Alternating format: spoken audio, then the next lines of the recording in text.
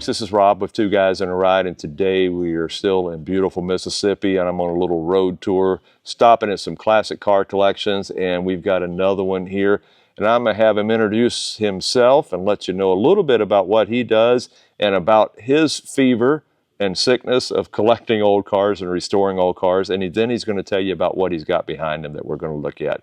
So, fire away. Hello folks, I'm Don. I live in Mississippi here in Star. They want to come by and look at some of the cars, and I appreciate them doing that. We have a '69 Camaro that I've restored from the ground up. We'll get the camera on it and kind of film it. Yeah. And you say, okay, there are those who buy a car and they'll have it painted and they'll add a little chrome and this, that, and the other. They've restored the car. But looking around your shop here, I think you do a little bit more than just that. What all have you done on this car? On this one, I bought this car about 9 or 10 years ago, had it painted about 9 years ago, and it sat in my shop. And I've had a lot of people come by and ask me when I was going to restore it, and I finally decided to drag it out of there and bring it up here, and I've turned every nut and bolt on this car. Like I say, I didn't paint it, but I've done everything else.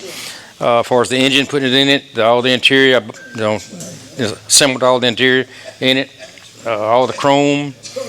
It's just an act of love for a car, I guess. Just a labor of love, and you're mostly retired from your primary business that you built, so this gives you something to get you up in the morning and keep you busy. It does. I love getting up in the morning, and I look forward to coming out the shop, work on them. I got into Mopars, and so I got multiple cars to work on now.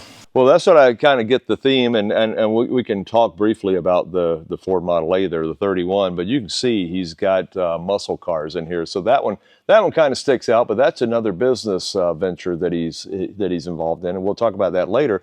But back to the Camaro, you were saying, and this wasn't original, and you're not trying to pull the wool over anybody's eyes. This wasn't an original 396 car. No, this car is the original SS 350 car. Okay. But I wanted to make it a RS, and if I ever sold it, I'd be honest about it. Tell the people, that I did put the hideaway headlights and the valence panel. I changed it out to the backup lights in it. I'm gonna open the door so you can.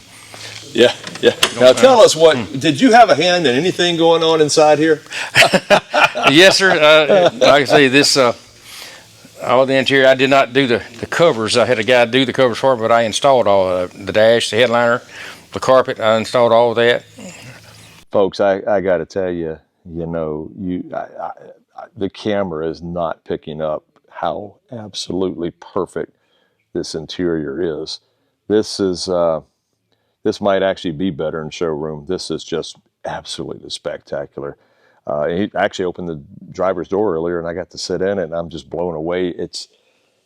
She's gorgeous. So, and you were told me you were even wrestling with that headliner. Yeah.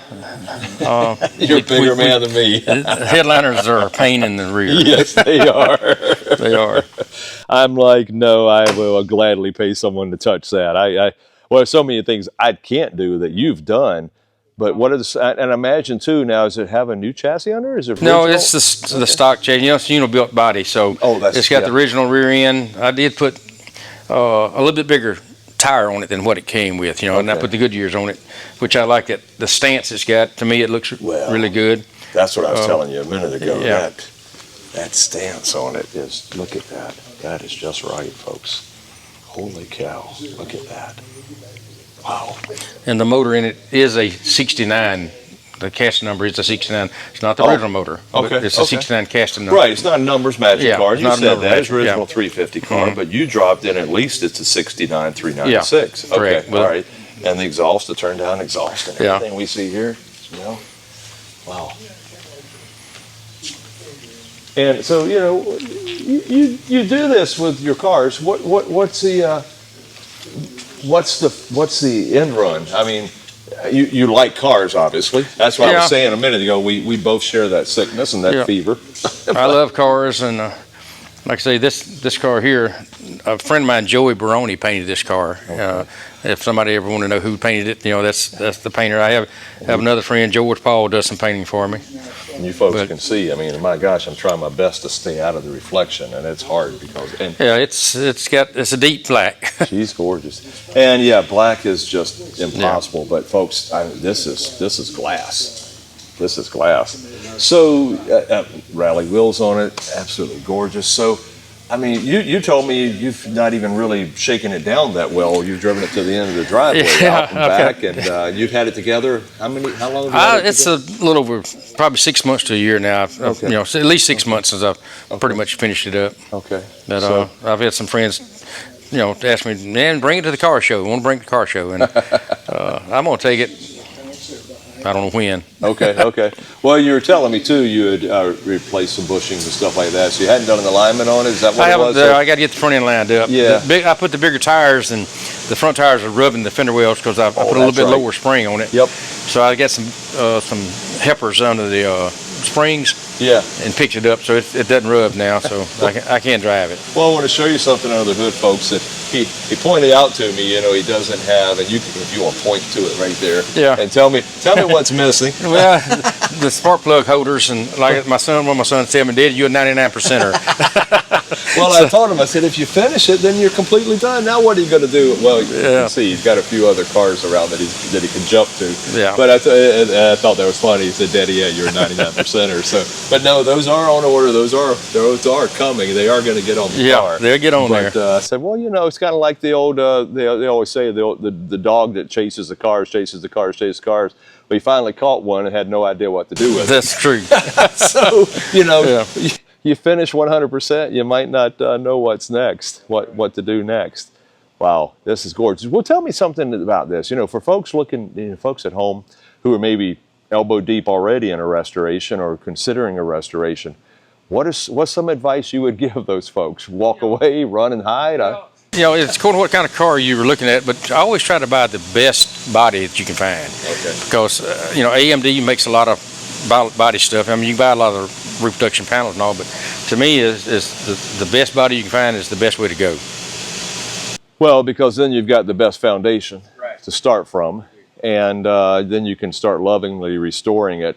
Now, you were also telling, now we did talk about, you know, that you did make this a 396 from a 350 car, but you're really not so much into resto modding, and that's why you were really hyped on getting a 69 396 block. That's correct. But you are an originalist. You like them back how they came off the showroom floor. I do. I'm old school. I tell people, you know, I love and I do like the LS stuff, you know. Yeah. But you know, and I was going to put the LS in this car. Okay.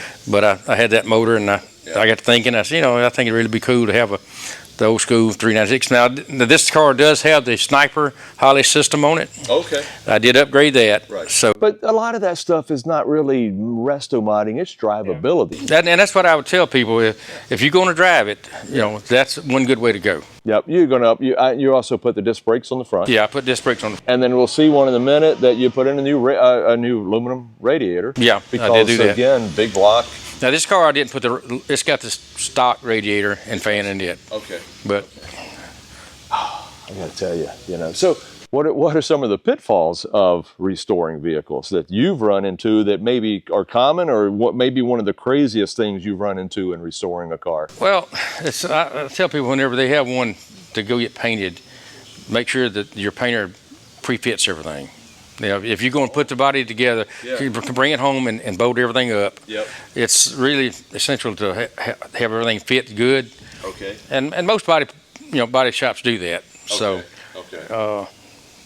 And then you know, I mean, and of course, when you're painting, you know, make sure the foundation, the surface is just. I mean, how many times would he have maybe blocked this car? He spent several hours. I imagine at least up until lunch. Yeah, I think so. Yeah. Mama was calling saying, "Were you coming home tonight?" "No, ma'am. Can't do it." Wow. You know what? Well, let's take a walk over. You've got another car that you were talking about earlier, and again, folks, I'm gonna pan while we're walking by. Okay. He's got two other beautiful Camaros here as well, but we're gonna go back here and look at and here's that 31 Model A. Now, well, while we're walking past it, you just started recently. You're working on another business, so Yes, you use this in that business. What is yes. this for? We have a venue for weddings and stuff, and a lot of brides, they want to use this to take pictures and have a fake leave or either a leave. Right. And so that's classy. we use it for That's a wedding car all day long. it is. And they love using it. And of course, it's not free. We charge them a little bit, you know. Okay. Well, I mean, but it's a package, you know. And sure, it does good. But I mean, you know, that's some really cool wedding photos it's and a nice a wedding experience for the bride and groom and the folks who are there to celebrate with them. But you picked now you picked this car up as it is. It was already restored. Yeah, I have not done anything to this car. An elderly man, he went by a Rook. And I'm sorry I can't tell you his Rook. That's okay. Yeah, but he passed away. Yep. And but I bought another a pickup from him prior. Okay. And I shook hands with this, and he knew he was going to pass away. He had health issues. Sure. And his wife had called me and told me that Rook passed away, and we agreed on the car and shook hands, and so I went up there and picked it up and paid her. Okay. She's beautiful. Man, oh man. Oh, it's nice. 31. So we're 94 years old, folks. I think there's a lot of us that wish we looked that good wish we could make it to 94, much less look that good. Ain't that the truth? I'm telling you. All right, we're going to pan real quick by here, but then going to stop on this red Chevelle. Now, this is an SS396. Now, what year is this? It's a 67. Okay. It is it's a true 396 matching number motor. Okay. Original. Everything's original on it except the color. I did change the color on it. Okay. And I put a vinyl top on it. Why is that? Well, I'm going to tell you, I didn't tell you this earlier. Okay. But when I was like 12, 13 years old, I used to see one like this sitting under a carport down out from Monticello, where my sister lived. And I loved that car when I was a kid. And I said, one day I want to have one like that. So I made it like that. It's red with black vinyl top. How many other stories and classic cars around the country that I've filmed that it's always very, very similar to that? There is that memory as to why now you have it. You have the ability to be able to get one of these and build it out you want it. And plus, I mean, white just wouldn't have looked as good on this car. Yeah. Yeah. But then you said you also then had the vinyl top put on, and I ask you that, is it easy to find someone that can add a vinyl top nowadays? Yeah. Well, George Paul's Body Shop, he's local here. Okay. They painted it for me, and he put the vinyl top on it, which they do good work, Like I said, I don't do the painting, but I did put every nut and bolt on this car. Right. And I pulled the motor out, detailed the motor out, put it back in. The only thing I did change the radiator in this car. I got the dual fans on it. Well, again, drivability. You like to cruise in this one, and these tended to get warm. So you're protecting your investment here with that aluminum radiator and electronic fans. And it does good. I recommend the dual fans to a lot of anybody that wants to drive a car. Right. Yeah, definitely make sure you got. But this car got disc brakes from the factory, headrest. I mean, it's got some options on it. Those rally wheels, the red stripes, everything. But look, folks, I mean, that top's very, very, very well done, too. And then let's take a look at the interior on this one. Now, you did the interior as well? I did the same as like the Camaro. I installed everything. Okay. I had another guy put the covers on for me. Did you do headliner in this one, too? George. Okay. I think George done this headliner. Or he and I both may have done it. I can't remember. Look, I've always loved that dashboard. That is so cool. But again, this interior, folks, it's like, gracious. It's factory. It's showroom. Wow. And this is a Chevrolet red. Yeah, I think it is. Okay. We don't have the code or anything. Yeah, I don't. It's pretty color to me. That's fine. Oh, it is. It's gorgeous. It's just something about it is very formal by adding that top, but then you see, those two little special words back here, and you're here to play. That blackout panel, its tail lights. Yeah. So, how long of a restoration was this one? It took me almost a year to get this car done, I think. Okay. Somewhere close to a year. Yeah. I stayed on it pretty good, And again, you've touched every bolt has your fingerprint on it. Right. This one here, like the George, they painted it and I brought it home. I put all the doors on it, the fenders and all. And I think George did come help me line up some of the fenders and stuff on it. Okay. Take a look inside on the driver's side here. factory tack, you name it. Automatic car, nice car. Beautiful. And then the blisters on the hood. Yeah. Yeah, that's gorgeous. Beautiful. What were some of the pitfalls in the restoration of this one? Did you have any major setbacks? I had it soda blasted. Okay. And I had to put quarter pounds on it. George and put quarter pounds, Right. and they put a trunk pan in for me. That was, Okay. one of the worst pitfalls I call it. Wow. Yeah. Okay. But all the other panels are original. Yeah. Holy cow. Yeah. That is nice. So George, and this car came out of where? Do you recall? I got it from a guy in Kosciuszko, James Green. He had it, and it'd been painted before, but I didn't. Well, I tell you what, they did put a rooftop on it too. I forgot about that. Oh, okay.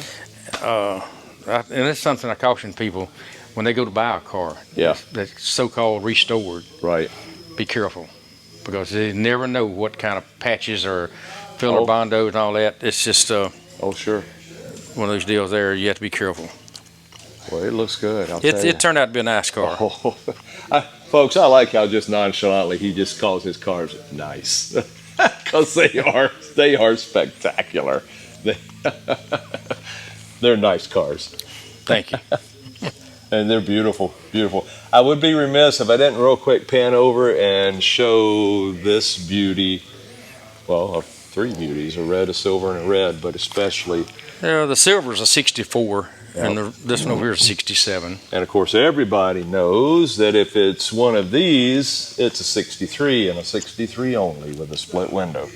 Why in the world they ever let the bean counters talk them out of that, I don't know, but just absolutely my favorite, that split window. I think that's one of their worst mistakes. You do? Oh, okay. Well, I'm hearing it from a restorer, baby. Yeah. Okay. But when they took it away, I wish they'd built more. Yeah. Oh, yeah. That was it. You got you. Yeah. No, I agree with you on that. It's just, yeah. But maybe somebody in the design department or the accounting department or something said, oh, one day these are going to be highly collectible, and if we only do it 1 year, it'll be more. I doubt it, but hey, they are highly collectible. It did work out like that. Yeah, no, right. And this car, it has the original matching number motor in it. Oh, really? Okay. Okay. And this is a what is it? What do we have? What is the engine in this one? It's a 327. It is a 327. Yeah. Okay. Beautiful car. Yeah. Well, and the silver? It's a 327. It's a 64. 64, yeah. Okay. And then what is the red one beside it? It's a 67. It's the original 427 horse, 435. Okay. 427 cubic inch for 435, I should say. But I've got the original motor over at my son's shop to go back in it. Wow. And you know what, folks? Again, we got some Mopars over here as well. We've got, now this GTX, you said you restored as well? No, I didn't restore it. I bought this car from a guy in Alabama. Okay. He had it on the internet, and it didn't sell, and I saved his name and number. Okay. Oh, okay. But I want to show you what he's capable of doing, because as we walk past this GTX here, and it might be a couple years yet, but he's going to get another one this well done out of this. This is a GTX. That's a 68. That's a 68 GTX. Look at that. And you picked this. His phone's ringing, so give us a second. My phone's ringing. That's okay. But you picked this phone up because of that. You picked this car up because it's a GTX. Yes, it's true. So it's a 440 automatic bucket seat car. Wow. And it's, to me, it's a pretty desirable car. I think the 68s may be one of the least desirable than the 69. But it's got to have a lot of work done to it. I see floor pans. Well, I see ground. You see daylight out there. I see daylight, so we can tell she's going. But this car, I don't have the original motor or the transmission for it. I'm on. But I've got a 440 I'm building right now. To save for it. So again, this will lovingly be brought back to a really good car. It's not going to be a numbers matching car. We know that. You never try to present that. But again, this is going to be something that you're rebuilding for your pleasure. So. Real quickly, then let me ask you that. Is it the chase and the rebuilding and the restoration, or is it then the ownership after they're restored that most thrills you about what you do? You know, I tell people it's a challenge. I love a challenge. Yeah. And to take something like this 68 GTX and make it back where it looks like the 69, to me, it makes me feel good that I'm able to do something like that. It's quite an accomplishment. Yeah, I think it is. You know, you know, we're all not blessed with the same ability. So, and I don't judge anybody. Right. But you know, you really got to appreciate people like yourself that can do. You know, this. I enjoy doing it. It's just a pleasure. So, how long have you had this one? I bought this car about 6 months ago. Okay. Yeah. And your plans for are you currently restoring it, or are you gathering pieces and parts right now? Or I've got a 69 Charger RT in my other shop. Okay. That I'm building. And I got a Hemi 426 to go in it. Oh, okay. So nice. As soon as I get through with it, then I'm gonna probably start on this. So we're saying the next 2 years, 3 years. Yeah, I'm hoping 4 next couple of years to have this car This will be ready in the shop doing some work to it. shiny and ready to be driven. But as you said earlier, you probably your biggest problem, issue, concern is you're so busy. Once you finish them, you really don't have a lot of chance to drive them. No, that's what a lot of people ask me, man, why don't you get them out and drive them? It takes time, you know, and I love coming in the shop looking, and I love people come by and want to look at them that can relate to them. Yeah. You know, they say, man, I used to have a car like that, or, you know, it makes me feel good somebody look at something and bring back a memory. Yep, kind of like you did with the Chevelle with the red and the black vinyl top. That's right. That's what it is about, folks. And then real quick, you just picked this one up recently. Yeah, I did. The 58 Chevy. That's nice. It's a Tri-Power 348 car. Yeah, it's really cool because, you know, for many, many years, these were not desirable cars. They wasn't, but No, to they me, were discarded. Everybody was the Tri-5s, and then everybody was the early 60s. And these were the forgotten, ugly stepchild, if you will. But now they are barn burners in pricing. when you find one, they're not cheap. You know, they bring in pretty good money. Oh. Say, I tell you what, thank you so much for sharing your absolutely gorgeous collection. Thanks for sharing the stories. Thanks for sharing your expertise and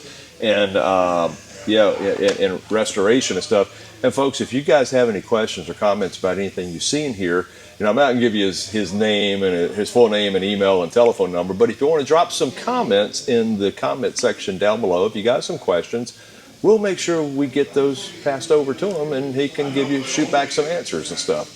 We have a lot of classic car guys that do that, and they watch the videos and they actually respond back too. So yeah, if you got any comments about anything you saw here today, or any questions about restoration, or hey, is that one for sale? You know what? That's the problem. I don't sell anything. They're so hard to get, and when you get them, I want to hang on to them. There you go. There you go. All right. Well, but I appreciate you coming by. Oh, I you hope bet. people enjoy seeing the video. Well, they will, and I appreciate you spending your time with us today. You're welcome. All right. Thanks for watching, folks.